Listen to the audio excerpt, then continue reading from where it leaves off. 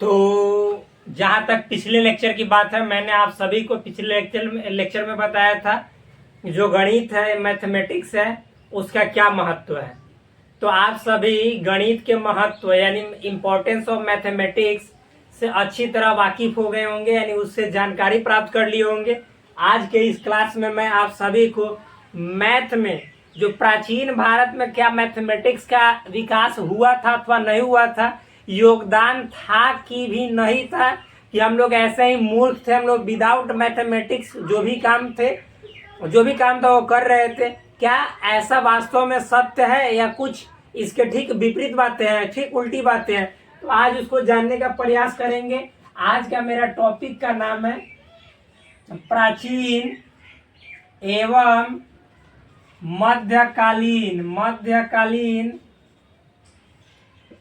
भारत में गणित का विकास।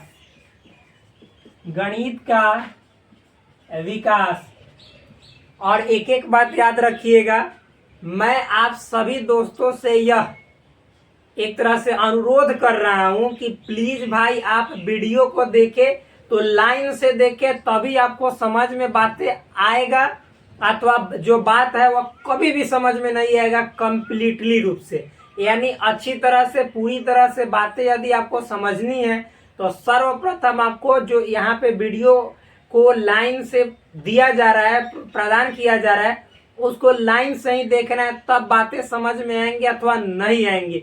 ये बात आप पेपर पर पेन से 100% लिख लीजिए, श्योरिटी के साथ मैं बोल रहा हूँ। तो आज इस वीडियो में मैं आप सभी को, जो पीछे के लेक्चर में मैंने एक टॉपिक सिलेबस लिखा था, उस सिलेबस का जो एक एक टॉपिक था उसको कंप्लीट करते हुए चल रहा हूँ। तो इसमें हम लोग देखेंगे कि प्राचीन भारत में क्या मैथमेटिक्स था भी कि नहीं था, यानी इंग्लिश में इसको लिखे। और एक बात याद रखिएगा, जो भी यहाँ पे क्लासेस चलेंगी वह दोनों लैंग्वेज में, यानी हिंदी साथ ही साथ इंग्लिश, जहां तक पॉसिबल हो मैं हर एक हिंदी जो शब्द है उसका अंग्रेजी लिखूंगा। ये मैं दावे के साथ कह सकता हूं और कह रहा हूं और कहूंगा भी, इसलिए किसी भी प्रकार की कोई समस्या नहीं होगी। आप नए हैं तो भी अच्छी तरीके से ये चीजें समझ में आएंगी, और आप यदि पहले से जानते हैं तब तो और अच्छी बात है। तो इतना समझ में आने के बाद देखिए, जो टॉपिक है प्राचीन एवं मध्यकालीन भारत में गणित का विकास, उस टॉपिक को हम करते हैं शुरू। तो हो जाओ सामने हमारे आप सभी गुरु। तो देखिए, लिखना है डेवलपमेंट ऑफ। देखिए अलग अलग इसीलिए लिख रहा हूं ताकि आप सभी को जो भी यहाँ पे स्पेलिंग है वो दिखाई दे। Development of mathematics in ancient and medieval या मेडाइवल इंडिया। इसका आप लोग प्रोनाउंसिएशन जिस तरह से करते हैं वैसे कीजिएगा। मेडिएवल बोलिएगा, मेडाइवल बोलिएगा, कोई दिक्कत वाली बात नहीं है। जैसे आप इसे बोलते हैं बोलिए। देखिए, यहाँ पे हम लोगों को सबसे ज्यादा इस टॉपिक को समझने से वास्ता है, मतलब है, और एक एक बात अच्छी तरह से समझ में आएगा। ये नहीं कि मतलब कि बस ऐसे आया और फुर्त चला गया। भाई टॉपिक लिखा है मैंने, तो टॉपिक को एक्सप्लेन करना भी हमारा जिम्मेदारी बनता है। It is my duty, it is my responsibility to explain each and every topics for your better understanding, because without your better understanding you can't perform this topic क्या in easy way before anybody। आप किसी के सामने इस topic को आसान तरीके से तब व्यक्त कर सकते हो जब आप अच्छी तरह से इस टॉपिक को समझे रहोगे। तो यहाँ पे देखिए, समझते हैं कि क्या मैथमेटिक्स का प्राचीन भारत में कुछ था कि ना था, प्रूफ। तो देखिए यहाँ पे देखते हैं हम लोग, आप ही लोग बताइए। सबसे पहले हम बात करते हैं जो अभी तक ज्ञात जिसके बारे में बहुत साक्ष्य मिले हैं, तो उस सभ्यता को हम लोग कहते हैं, आप लोग समझते ही होंगे, ऑलरेडी जान गए होंगे, हड़प्पा सभ्यता। क्या कहते हैं मेरे भाई? हड़प्पा सभ्यता। इसको एक और नाम से भी जाना जाता है सिंधु घाटी सभ्यता। इस हड़प्पा सभ्यता को हड़प्पन सिविलाइजेशन बोला जाता है। क्या बोला जाता है? हड़प्पन सिविलाइजेशन, या इसी को बोला जाता है Indus valley civilization. Indus valley civilization. तो देखिए इंडस वैली सिविलाइजेशन बोला जाता है हड़प्पा सभ्यता। तो अभी तक ज्ञात जितनी जो बातें हैं उन सभी बातों में मैं आपको बता दे रहा हूं कि हड़प्पा सभ्यता एक ऐसा सभ्यता संस्कृति है जहां पर जीवन का एक तरह से देखा जाए तो सर्वांगीण जो समग्र पहलू होता है, जीवन में जितने जो पहलू आते हैं उन सभी पहलुओं को एक बेस्ट तरीके से जीने का जो पद्धति था, तौर तरीका था, वह हड़प्पा वासी के पास था।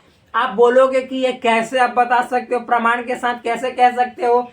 तो जब वहां पे खुदाई हुई और उस खुदाई में जो जो चीजें उस मिट्टी से, उस धरती से निकली, उस चीजों को, उन वस्तुओं को देखने से ऐसा मालूम चलता है कि आज उस प्रकार की ही वैसी ही वस्तुओं का हमारे जीवन में भी डे टू डे लाइफ में यानी दैनिक जीवन में इस्तेमाल होता है। तो आप ही बताइए कि जिन सामानों का वो लोग इस्तेमाल करते थे उन सामानों का आज हम भी इस्तेमाल करते हैं।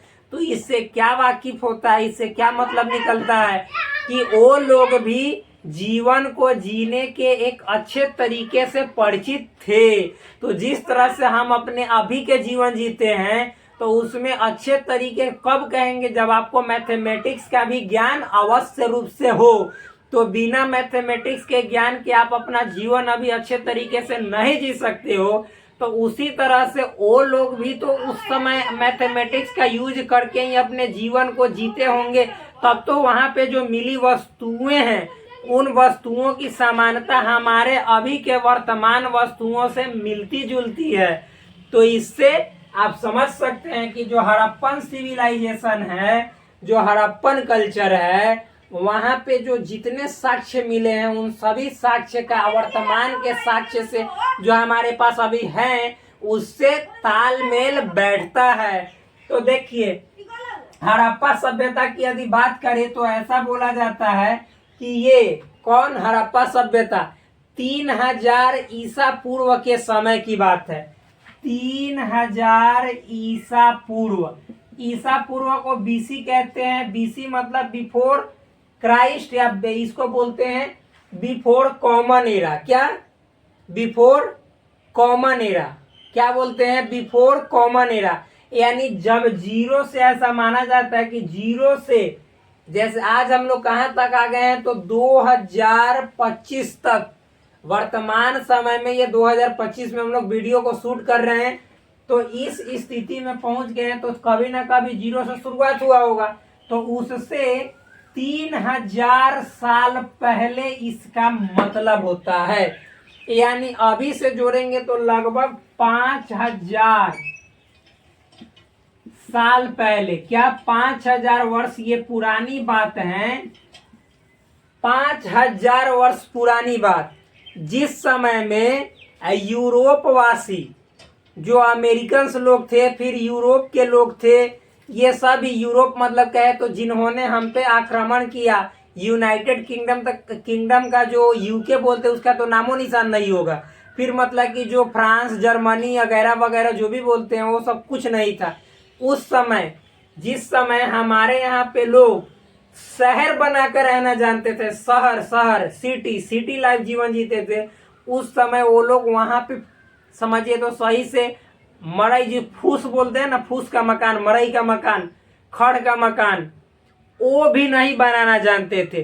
वो समय वो लोग जंगल में, गुफाओं में छिप कर रहते थे। और फिर जिस समय हम लोग एक वेल ट्रेंड लाइफ जीते थे उस समय समझे वो लोग पैंट पहनना भी नहीं जानते थे। और वो लोग हमको क्या भी सिखाते हैं कि जो भारत है, भारत को तो हमने क्या किया, एक तरह से बुद्धिजीवी बनाया। भारत तो अनपढ़ था, गंवार था, उन्हें मालूम नहीं है कि आज से 5000 साल पहले जो हमारे यहाँ के लोग थे, हड़प्पा वासी जो थे, वह एक उन्नत डेवलप सिटी में रहा करते थे। उन लोगों को क्या मालूम होगा। और ये हम नहीं बोलते, ये प्रमाण है, आप लोग भी जानते होंगे, प्रमाण है, साक्ष्य है। आप देखिए, और वो लोग ये 5,000 वर्ष पुराना, और अभी अभी मैं एक मजे की बात बतलाना चाहता हूँ कि एक रिसर्च पब्लिश हुआ है मई 2016 में, नेचर साइंटिफिक नाम से, नेचर साइंटिफिक नाम से एक रिसर्च पब्लिश हुआ है, रिसर्च प्रकाशित हुआ है। जिस रिसर्च को बनाने में, पब्लिश करने में किनका किनका हाथ रहा है, तो IIT खड़गपुर, फिर उसके बाद डेक्कन कॉलेज ऑफ पुणे, फिर आपको मैं बतला रहा हूँ, और एक फिजिकल लेबोरेटरी जो रिसर्च है वो, और फिर एक और बतला दे रहा हूँ मैं आप सभी को, ASI Archaeological Survey of India. इन सभी ने मिलकर एक, मतलब बहुत जांच पड़ताल के बाद, समझने के बाद एक, मतलब जैसे पेपर पब्लिश किया जिसका नाम था नेचर साइंटिफिक, मई 2016 में।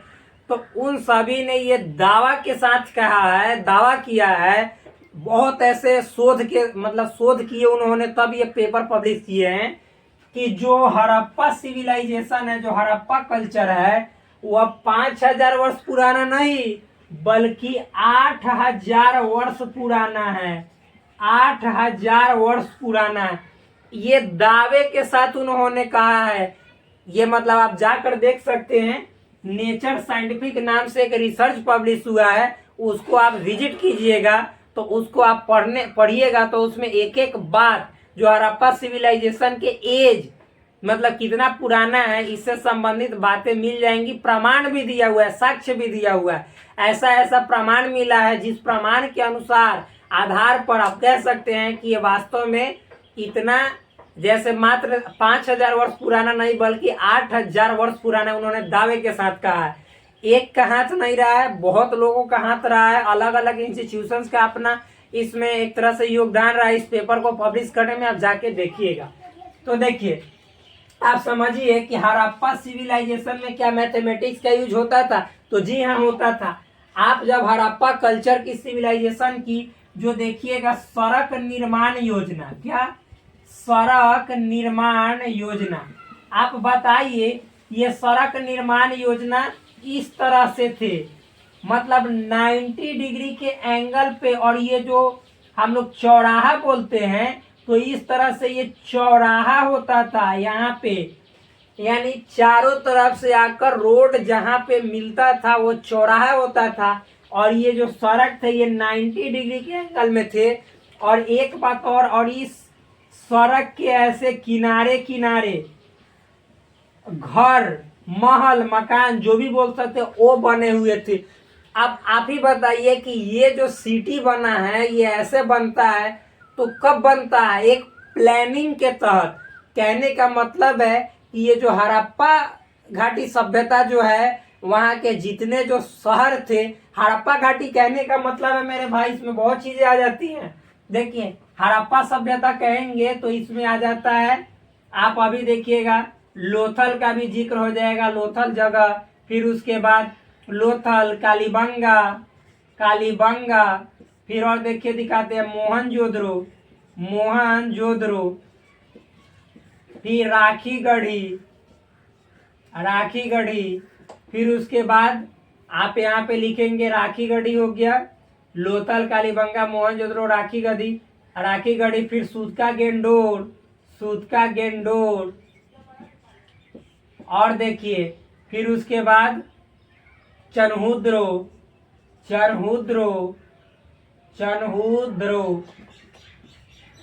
फिर उसके बाद आप जानते हैं, और देखिए क्या है, बहुत सारा है, राखीगढ़ी, मोहनजोदड़ो, चनहुद्रो, सूतका गेंडोर।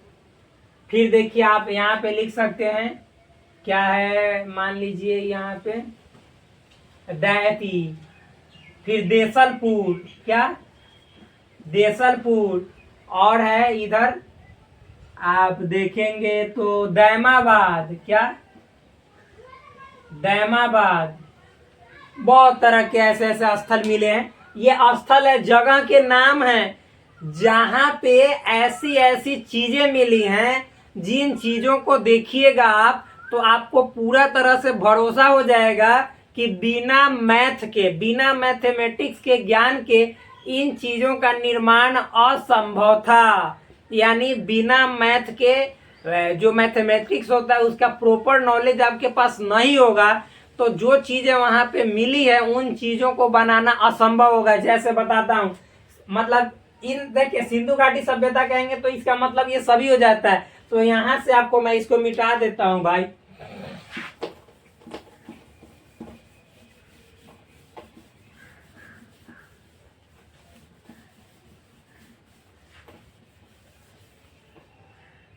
देखिए यहां से क्या क्या मिला है। तो एक तो सड़क निर्माण के तरीके मिले हैं, सड़क निर्माण के तरीके। फिर उसके बाद हल। आप समझिए, हल बनाना हो तो बिना उसमें एंगल कैसे देना है, फिर उसके बाद एंगल के साथ कहाँ पे जैसे कितना चौड़ा करना है, कितना नॉर्मल करना है, ये सभी चीजें जिस तरह से लोग हल बनाते हैं।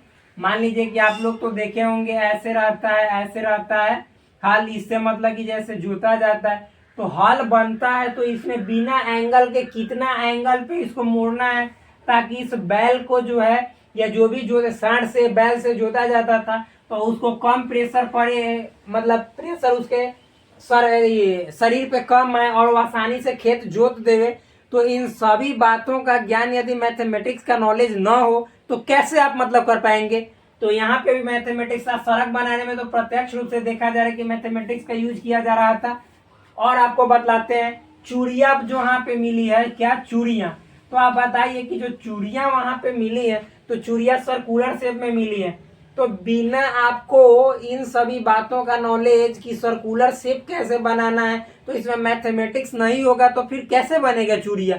और भी बहुत सारी चीजें हैं। आप देखिएगा वहां पे जो बटखारा मिला है, बटखारा मतलब वजन तौलने का जो सामान है, वह 16 के गुणक में मिला है, यानी 16 के मल्टीपल में, 16, 32, 48 इस तरह से मतलब मिला है।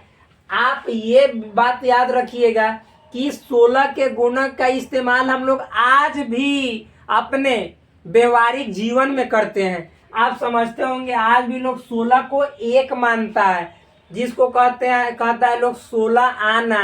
क्या कहता है? 16 आना। फिर इसका आधा कर देंगे तो 8 आना, जो कि अब दुकानों में चलना बंद हो गया, वरना पहले 50 पैसा का सिक्का चलता था जिसको सभी लोग 8 आना के नाम से जानते थे। तो ये 8 आना, फिर उसके बाद 4 आना, ये परंपरा आया कहाँ से? तो ये परंपरा 8 आना ये लोग नहीं दिए, ये सिंधु घाटी सभ्यता से ही, हड़प्पा सभ्यता से ही ये परंपरा चली आ रही है, जिसका वो लोग मतलब मौखिक रूप से पालन करते हुए अभी भी ढो रहे हैं, उन सभ्यताओं को जी रहे हैं। तो लोग हम लोगों को क्या बोलता है कि भारत की जो सभ्यता है, जो भारत के लोग हैं, वह आर्य लोग के मतलब आने से हम लोग बने हैं। ये सरासर बातें गलत है, झूठी है, क्योंकि हम सभी देखते हैं कि जो हमारे यहाँ जो परंपराएं चलती है, उन परंपराओं को यदि सिंधु घाटी सभ्यता, हड़प्पा सभ्यता से हम लोग तुलना करें तो वहाँ पे जो जो चीजें प्रैक्टिस में की जाती थी, परंपरा में चल रही थी, उनमें से बहुत ऐसी चीजों हैं जिनका हम लोग अभी भी पालन करते हैं। तो आप बताओ कि यदि आर्य लोग भारत से बाहर नहीं गए होते बल्कि बाहर से भारत आए होते तो वो लोग का हम लोग सबसे ज्यादा चीजें करते, परंपराओं का पालन करते। बल्कि ये बात याद रखना है कि हम लोग तो मतलब हड़प्पा सभ्यता में जो जितने जो चीजें मिली हैं उनका भी फॉलो करते हैं, उन बातों का प्रत्यक्ष प्रमाण मिला है। तो आप इसी से बताओ, जो 16 के गुणक है इनका प्रमाण मिला है, जिनको हम लोग आज भी बोलते हैं 16 आना, 8 आना, 4 आना, 12 आना ऐसे बोलते हैं। तो ये सब मतलब क्या निकला कि उन सभी परंपराओं को हम लोग अभी भी जी रहे हैं। तो कोई तभी जिएगा जब उस समय से कोई आदमी जीवित होगा, उस समय से ढो रहा होगा, वरना कोई आर्य नया आकर और वो कैसे जानेगा कि यहाँ की परंपराएं ऐसी थी वैसी थी। वो तो मान लीजिए युद्ध लड़ेगा तो वो थोड़े जानेगा कि हर चीज वो अपना लाएगा, हर कॉन्सेप्ट को अपना नया नया लाएगा। जैसे अंग्रेज है तो नया नया कॉन्सेप्ट दिया जिसको हम लोग आज ढो रहे हैं। तो वो अपना लाएगा, लेकिन हम लोग पुराने कॉन्सेप्ट को जी रहे हैं। इसका मतलब हम लोग ऑलरेडी से यहाँ पे जीवन जी रहे थे। आज लोग बोलते हैं कि हम लोग आर्य के इन्वेजन के बाद आए हैं, ये सरासर बात गलत है। समझ में आया? तो देखिए, बल्कि आर्य भारत के ही थे, आर्य लोग दूसरे जगह गए थे, ये बात याद रखिएगा। 16 आना, 8 आना, 4 आना, तो ये सभी क्या है? ये मैथ है। जब तोलने की बात आ जाएगी तो मैथमेटिक्स का ज्ञान के बिना तोल कैसे सकते कोई चीज को? बोलिए, आप ही बतलाइए। ये लोग एक, आपको मालूम है कि हड़प्पावासी बिजनेस करते थे। हड़प्पावासी कहने का मतलब है ये सभी चीजें जितना है, आप देखेंगे कि वो बिजनेस करते थे, व्यापार करते थे मेसोपोटामिया सभ्यता के लोगों से। तो आप बताइए, बिना बिजनेस करेंगे और बिना मैथमेटिक्स के ज्ञान के बिजनेस हो जाएगा? कभी होगा? नहीं होगा। तो मैथमेटिक्स उस समय भी था। और बताते हैं, मोहनजोदड़ो में क्या, मोहनजोदड़ो में और साथ ही साथ हड़प्पा में भी क्या मिला है? तो महास्नानागार यानी स्नान करने, ग्रेट बाथिंग साइट्स मिला है, यानी नहाने का जो जगह है, स्विमिंग पूल जिसको आज की भाषा में हम लोग बोल सकते हैं, एक अच्छे तरीके से गढ़ा गया, बनाया गया स्विमिंग पूल मिला है। तो आप बताओ मेरे भाई कि उस समय लोग स्विमिंग पूल बनाकर रहते, नहाते थे, स्नान करते थे, धार्मिक पूजा पाठ करते थे। तो आप इसी से समझ जाओ कि उस स्विमिंग पूल को बनाने में मेजरमेंट, मापन का कोई यूज नहीं हुआ होगा। और मापन बिना मैथमेटिक्स के आप कर लोगे? कहाँ पे कैसे बनाना है, फर्श को कितना कैसे क्या करना है, चौड़ाई कितनी रखनी है, लंबाई कितनी रखनी है, जो कि अच्छा लगे, तो बिना मैथमेटिक्स के ज्ञान के हो जाएगा? नेवर पॉसिबल, कभी संभव नहीं है। तो भाई मेरे, आप फिर अन्न को रखने के लिए अन्नागार जो मिला है, दोनों जगह मिला है, हड़प्पा में भी मिला है, मोहनजोदड़ो में भी मिला है, और साइट्स पे भी मिले हैं। तो आप इससे क्या क्या अंदाजा लगा सकते हैं कि वो लोग यदि अन्नागार, अनाज को रखने का जो भी जगह है वो प्रॉपर वे में बना रहे थे, तो उन लोगों के पास मैथ के साथ साथ साइंस का प्रॉपर वे में नॉलेज था, बहुत अच्छे तरीके से साइंस का नॉलेज था। तो मैथमेटिक्स का जो प्रयोग है वह आज नहीं, सदियों से हो रहा है। जो अंग्रेज बोलता है कि मैथमेटिक्स में बहुत ऐसे कॉन्सेप्ट है जो हमने डेवलप किए हैं, वो सरासर झूठ है। ऑलरेडी कॉन्सेप्ट डेवलप हो चुके हैं, बशर्ते ये कहिए कि वो हमारे भारत में आए, हमारे यहाँ के शास्त्रों को चुरा ले गए, उनको ट्रांसलेट इंग्लिश में शुरू में ही आए, और यहाँ के विद्वानों को मतलब एक तरह से डरा धमका कर और उनसे संस्कृत सीखा और संस्कृत के शास्त्रों को पढ़ा। आप बहुत ऐसे ऐसे विद्वान का नाम ले सकते हो, जेम्स विलियम्स, मैक्स मूलर, न जाने कितने विद्वान थे, जर्मनी के विद्वान मैक्स मूलर, उन सभी को प्रताड़ित किया। उनको कहा तुम संस्कृत सीखो, फिर उसके बाद उसको इंग्लिश में ट्रांसलेट करो। और भी आप सुने होंगे, ये लॉर्ड मैकॉले और इनके जैसे कितने और विद्वान थे जिन्होंने संस्कृत को सीखा और यहाँ के शास्त्रों का अच्छा से अध्ययन किया और उसको इंग्लिश में ट्रांसलेट करके कहा, अरे ये तो सोने पे सुहागा वाला है, ये तो अद्भुत ज्ञान है भारतवासियों के पास, इसीलिए भारत दुनिया का राजा बना बैठा है। तब तो भारत में इतना दिन शासन किया, फिर भी भारत को कंगाल नहीं कर पाया, अभी भी हम लोग जी ही रहे हैं। लेकिन गलत नीतियों के कारण, अंग्रेज के नीतियों के कारण हम लोग अभी भी गरीबी में ज्यादातर जीते हैं। अगर हम लोग अपने सही नीतियों को अपनाएं तो हम लोग पहले की तरह फिर से क्या बहुत उन्नत हो सकते हैं। लेकिन क्या किया जाए, यही हम लोगों में कमी है। तो देखिए, लोथल देखेंगे तो लोथल से बहुत बड़ा क्या बंदरगाह होने का प्रमाण मिला है। तो बंदरगाह बिना मैथ के ज्ञान के बन जाएगा? आज मैथमेटिक्स का नॉलेज नहीं है, कोई बंदरगाह बना के दिखा देगा? नहीं बनेगा। तो बहुत ऐसे ऐसे यहाँ पे प्रूफ है, प्रमाण है, जो उस समय का घड़ा था, जो बर्तन थी, तो बर्तन को देखने पे ऐसा मालूम चलता है, प्रतीत होता है कि उन लोगों को मैथ नहीं बल्कि मैथ के सूक्ष्मता जो माइक्रो लेवल पे होता है उसका प्रॉपर वे में ज्ञान था। ऐसा वो लोग मैथमेटिक्स का यूज करते थे। तो भाई मेरे, ये बात मैं आपसे ओपनली बोलना चाहता हूँ कि भारत में मैथमेटिक्स का शुरुआत तब से हुआ जब से हड़प्पा सभ्यता, उससे भी पहले था, लेकिन प्रमाण के तौर पे हड़प्पा सभ्यता जब से हम लोग देखे मैथमेटिक्स का भरपूर यूज हो रहा था। उसके बाद हम लोग देखेंगे तो जो वैदिक कल्चर आता है, वैदिक कल्चर में बांटा गया है वैदिक संस्कृति। तो वैदिक संस्कृति में भी मैथमेटिक्स के तो शास्त्र आने लगे, क्या आने लगे? ग्रंथ। और देखिए, इसमें भी मैथमेटिक्स के बहुत ऐसे कॉन्सेप्ट है हड़प्पा सभ्यता के प्रमाण में, साक्ष्य में, लेकिन उसके जो लिखित लिपि है उन लिपि को पढ़ पाना अभी तक किसी के लिए पॉसिबल नहीं हो पाया है, जिसके कारण हम लोग क्या कहते हैं, उसको पढ़ नहीं पाते हैं। तो उसके बारे में अभी भी जानकारी हमारे पास अधूरी ही है। केवल अंदाजे के हिसाब से जो चीज़ें देखते हैं वो कहते हैं, लेकिन जब इस चीज़ को, इस लिपि को पढ़ा जा सकेगा अच्छे तरीके से, सही वे में, तो देखिएगा कितने अभी रहस्य का उद्घाटन होगा। देखिएगा आप ध्यान से। फिर उसके बाद वो लोग पैंट खोल के भागना शुरू कर देंगे कि हम लोग कुछ नहीं है, तुम लोग को झूठा आरोप लगाते हैं नीचा दिखाने के लिए। कौन लोग? यूरोपियंस लोग, अमेरिकन्स लोग, रशियंस लोग, इन सभी को मैं बोल रहा हूं। देखिए आगे देखिएगा मेरे भाई, अब क्या है सो समझिए। तो आप वैदिक, यदि वैदिक कल्चर में हम लोग आते हैं, मैथमेटिक्स में वैदिक संस्कृति को देखते हैं, तो इसमें मतलब कि आप देखे होंगे कि बहुत ऐसे ग्रंथ हैं। इस समय वैदिक संस्कृति में भी बहुत ऐसे काम किए जा रहे थे जिन काम को करने के लिए मैथमेटिक्स का आपको प्रॉपर नॉलेज होना चाहिए। अभी इसमें तो शास्त्र लिखे जाने लगे। सबसे फेमस शास्त्र में, ग्रंथ में देखिएगा, शूल सूत्र। क्या? शूल सूत्र। आप समझ जाइए, शूल सूत्र में जब आप देखिएगा तो यहाँ पे जो शूल सूत्र है उसमें जो यज्ञशाला बनता है, जो हवन कुंड बनता है, क्या बनता है? हवन कुंड।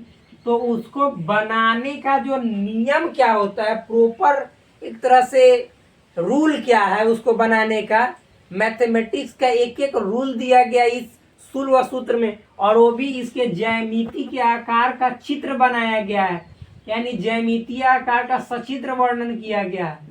सचित्र मतलब चित्र के साथ, किस में? शूल सूत्र में। शूल सूत्र जो कि ये क्या है? अरे भाई वैदिक ग्रंथ है, तो उसमें इस बात का प्रमाण है, प्रूफ है। आप जाकर सर्च करके देख सकते हैं गूगल पे। एक और देखिए, आप प्रमाण के साथ कह सकते हैं कि नाम ये वैदिक गणित नाम से ग्रंथ है। उस ग्रंथ में जितने जो हम लोग कैलकुलेशंस के नियम सीखते हैं वो सभी ऑलरेडी विद्यमान है, मौजूद है। आप जाकर देखिए, उसमें गुणा का नियम, भाग का नियम, जोड़ का नियम, घटाव का नियम, एडवांस गुणा कैसे करेंगे, शॉर्ट ट्रिक दिया गया है। इसी समय सुनेंगे एकाधिकेन पूर्वेन सूत्र, एकाधिकेन पूर्वेन सूत्र, ये सभी सूत्र इसी में वर्णित है। इस सब का मतलब है, समझ में आया? तो आप जाकर देख सकते हैं। ये जो शास्त्र हैं ये स्पेशली गणित, मैथमेटिक्स के विषय में लिखे गए हैं, वैदिक गणित, वैदिक मैथमेटिक्स। और जब इससे हम लोग आगे बढ़ेंगे तो जब हम देखेंगे कि साहित्यिक समय आने लगा, साहित्य के फील्ड में रचना किया जाने लगा, बहुत ऐसे ऐसे विद्वान जन्म लिए हमारे भारत भूमि पे।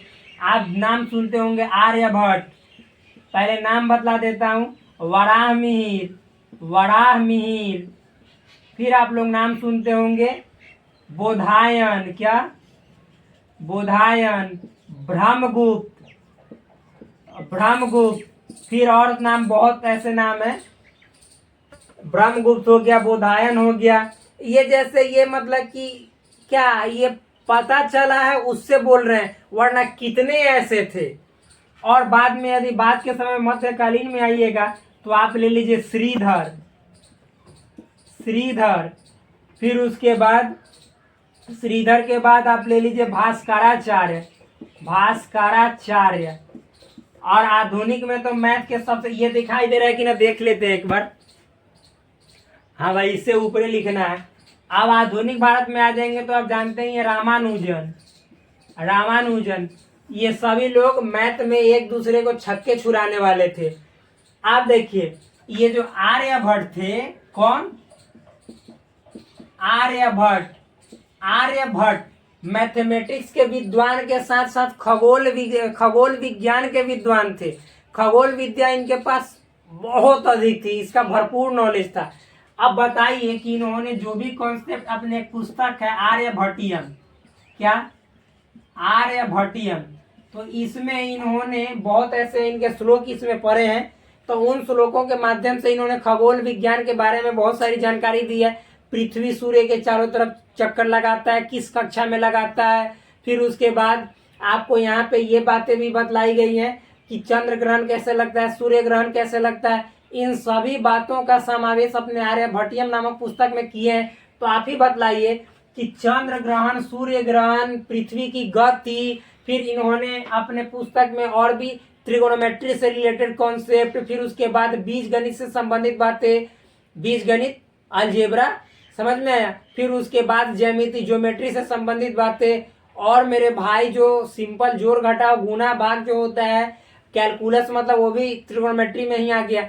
उन सभी चीजों का इन्होंने ना सबसे पहले, जो अभी बाद में हम लोग जो भी पढ़ते हैं, जो आधुनिक त्रिगोनोमेट्री पढ़ते हैं, उससे पहले ही ये अपने पुस्तकों में इन सभी बातों का समावेश अच्छे तरीके से कर दिया था। लेकिन मैं आपको ये बतलाना चाहता हूं कि उन परंपराओं को सही तरीके से हमारे जो पूर्वज लोग थे वो ढोए नहीं, जिनके कारण इनसे दूरी बनाते चले गए। वो ढोने का ये रीजन नहीं है। देखिए मेरे भाई, मुस्लिम आक्रांता भी हमारे ऊपर बहुत बड़ा आक्रमण किए और यहाँ के धन संपदा वैभव को लूटने के साथ साथ यहाँ की धार्मिक ग्रंथों को भी लूटा। आप बख्तियार खिलजी का ही नाम सुने होंगे, जो नालंदा विश्वविद्यालय को क्या किया, जलवा दिया। क्यों? क्योंकि उसमें अमूल्य निधि भरी पड़ी थी पुस्तक के रूप में। तो आप ऐसी घटनाएं बहुत बार सुने होंगे, और ऐसी घटनाएं कितनी जो है, जो अभी तक सुनी नहीं गई है, लेकिन भारतीय सभ्यता संस्कृति में वैसी घटनाएं हुई है जो हमारे शास्त्रों के साथ छेड़छाड़ हुआ। बहुत ऐसी घटनाएं हुई जिसके कारण हम लोग सही नॉलेज को लेने से पिछड़ गए। तो देखिए, तो आर्यभट्टियन में इन सभी बातों का जानकारी। अब आप ही बताइए कि पृथ्वी की गति, सूर्य की गति, फिर उसके बाद चंद्र ग्रहण, सूर्य ग्रहण, अलजेब्रा, फिर मतलब कि कैलकुलस, इन सभी बातों का उनमें समावेश प्रत्यक्ष रूप से है। तो क्या वो मैथमेटिक्स नहीं है? वो भी मैथमेटिक्स है।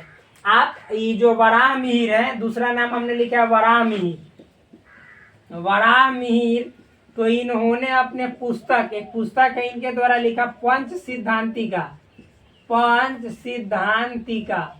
तो इस पुस्तक में इन्होंने खगोल विषय एक एक बातों का समावेश किया है।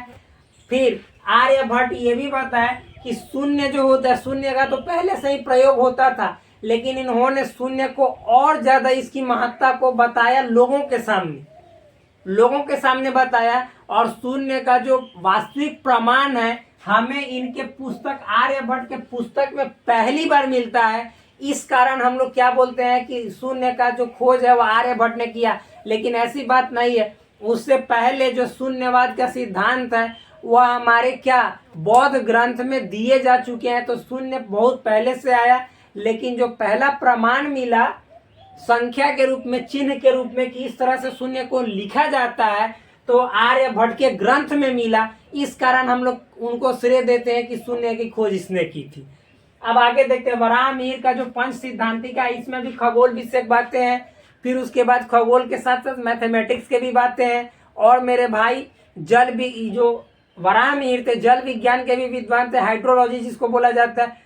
ये इतने बड़े विद्वान पुरुष थे कि जो मैथमेटिक्स में जो इनके द्वारा, आर्यभट्ट द्वारा जो साइन कोसाइन इस सब का टेबल दिया गया था, उन टेबल में इन्होंने सुधार करके कुछ नया जोड़ा।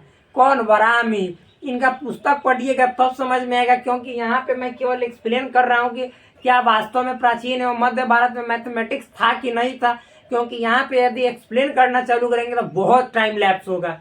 तो देखिए, क्या उनके किताबों के अंदर की बात है, ये मैं बोल रहा हूँ कि बहुत टाइम लैप्स होगा उसके लिए। अब आगे देखिए, बताता हूँ मैं आप सभी को।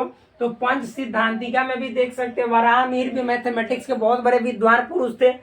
और आपको बताते हैं, अगला लिखा है बोधायन। मालूम है भाई, बोधायन जो थे मैथमेटिक्स के इतने बड़े विद्वान थे कि इन्होंने पाई का मान बताया था। आर्यभट्ट वर्गमूल, घनमूल, त्रिभुज का क्षेत्रफल, पिरामिड का क्षेत्रफल कैसे निकालना, इन सभी बातों का इन्होंने ऑलरेडी ज्ञान दे चुका था। कौन? आर्यभट्ट।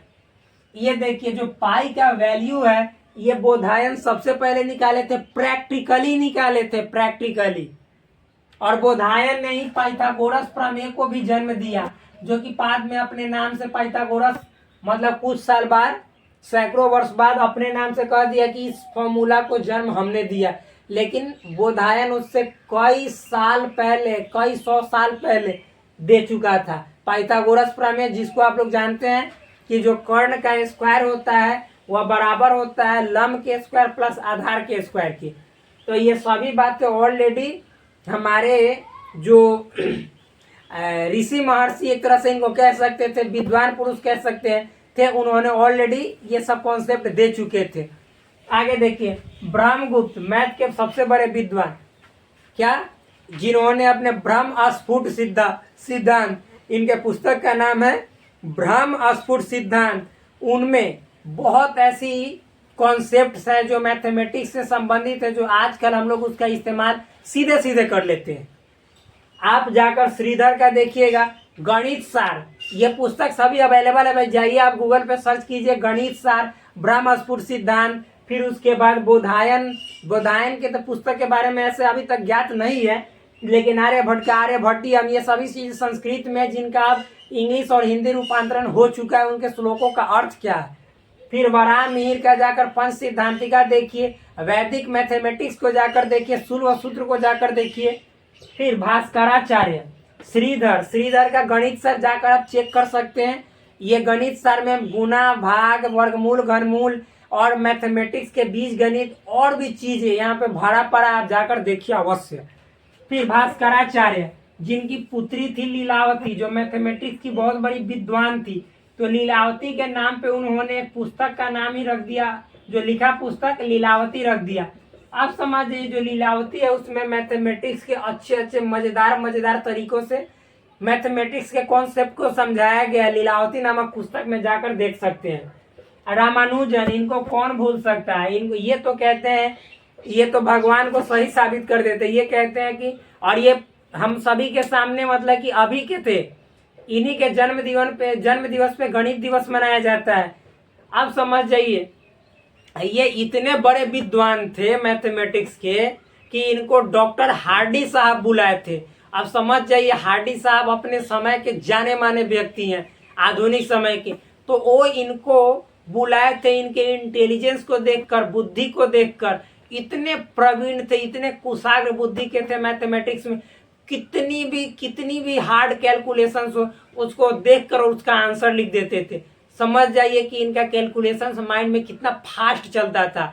जब इनसे पूछा गया कि आप ये कैलकुलेशंस इतने बड़े बड़े जो 5-5 पेज के होते हैं वो कैसे कर लेते हैं, तो इन्होंने इसका पूरा श्रेय कहा कि ये हमारी एक देवी है, जिनको ये नाम देवी के नाम से पुकारते हैं, या फिर मतलब नंदी देवी के नाम से पुकारते हैं। वो आती हैं और हमें मतलब कि इन सभी बातों को सपने में बता जाती है।